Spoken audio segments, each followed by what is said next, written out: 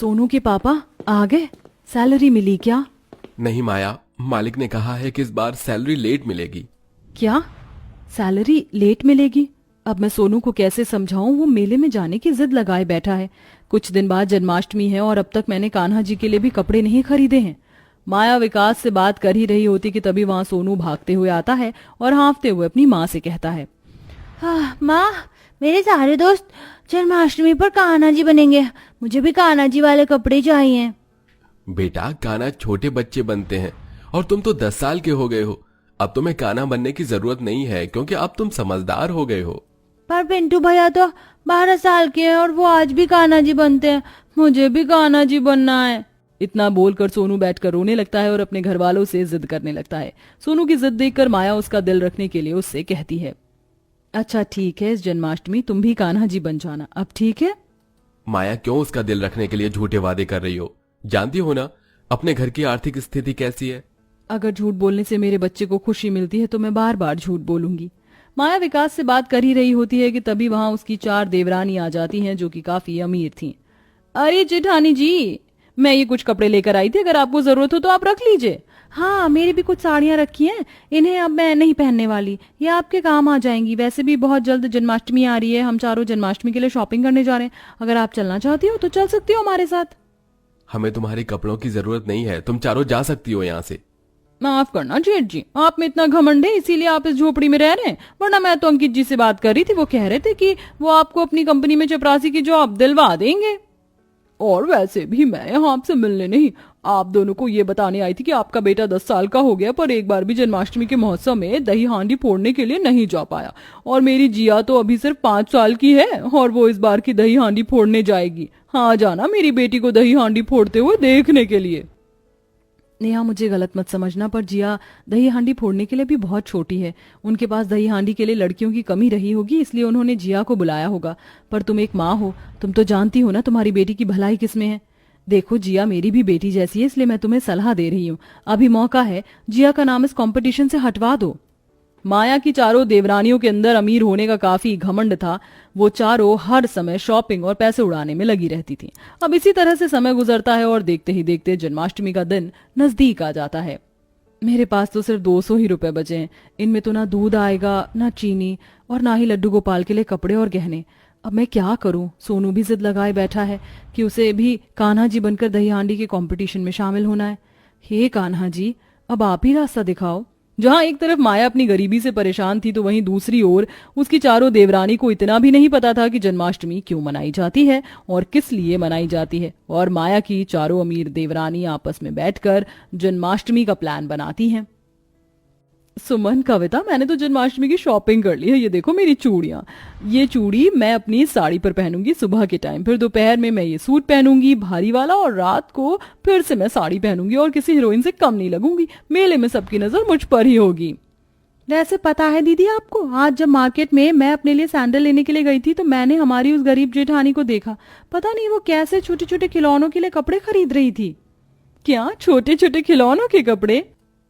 अरे हाँ, एक तरह से उन्होंने घर में जो छोटा सा लड्डू गोपाल रखा है वो भी कोई खिलौने से कम थोड़ी ना है। उसी के लिए कपड़े ले रही होंगी, क्योंकि खुद के लिए तो वो कपड़े ले नहीं सकती। माया की चारों देवरानी माया की गरीबी का मजाक उड़ाती हैं और खुद बैठकर जन्माष्टमी की प्लानिंग करती हैं। अब समय यूं ही गुजरता है और जन्माष्टमी का दिन आ जाता है। जन्माष्टमी वाले दिन नेहा, कविता, सुमन और विनीता चारों तैयार हो जाती हैं और अपने बच्चों को राधा कृष्ण बना देती हैं। तो वहीं दूसरी ओर माया खुद तैयार न होकर सबसे पहले लड्डू गोपाल को नहलाती है और उन्हें नए कपड़े पहनाती है।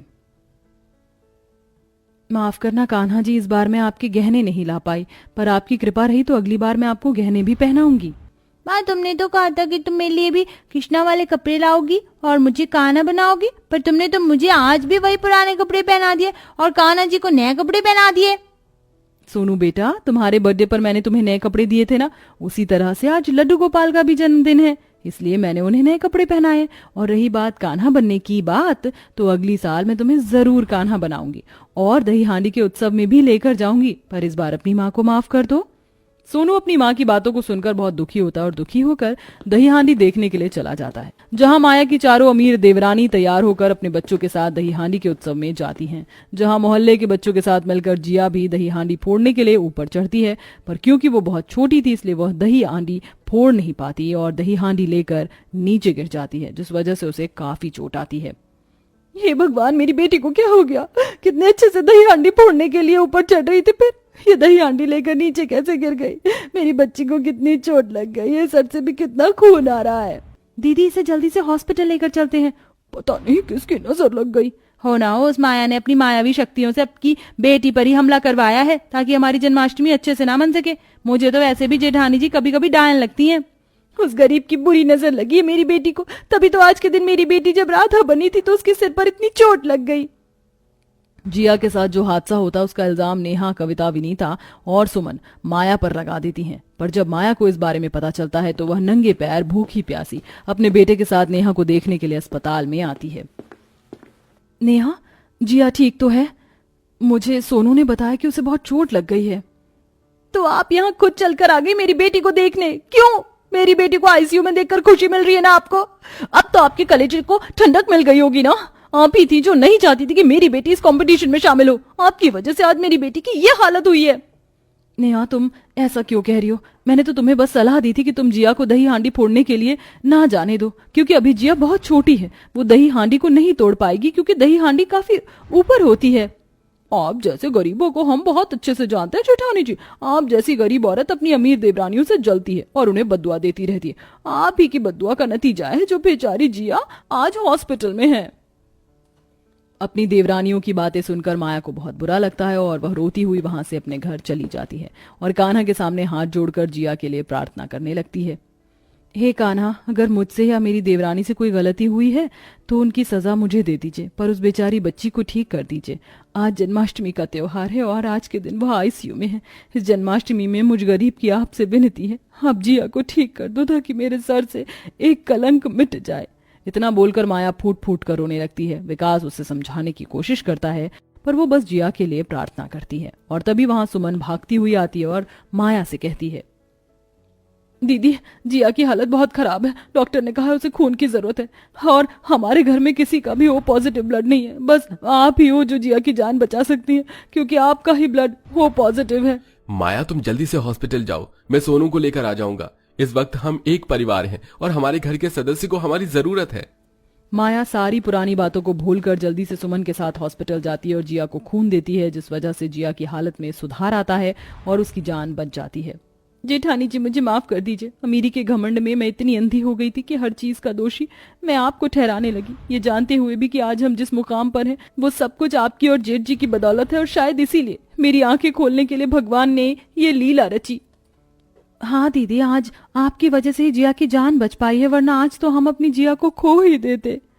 नहीं कविता, नेहा, सुमन, विनीता, जिया की जान मैंने नहीं, स्वयं कृष्ण जी ने बचाई है। मैं तो बस उसे बचाने का एक जरिया थी। इतना बोलकर माया बेहोश हो जाती, क्योंकि माया ने सुबह से कुछ नहीं खाया था और जिया को खून दिया था। इस वजह से उसे कमजोरी हो जाती है और वो बेहोश हो जाती है। पर कुछ देर बाद जब माया की आंख खुलती है तो वो देखती है कि उसका पूरा परिवार उसके साथ खड़ा है।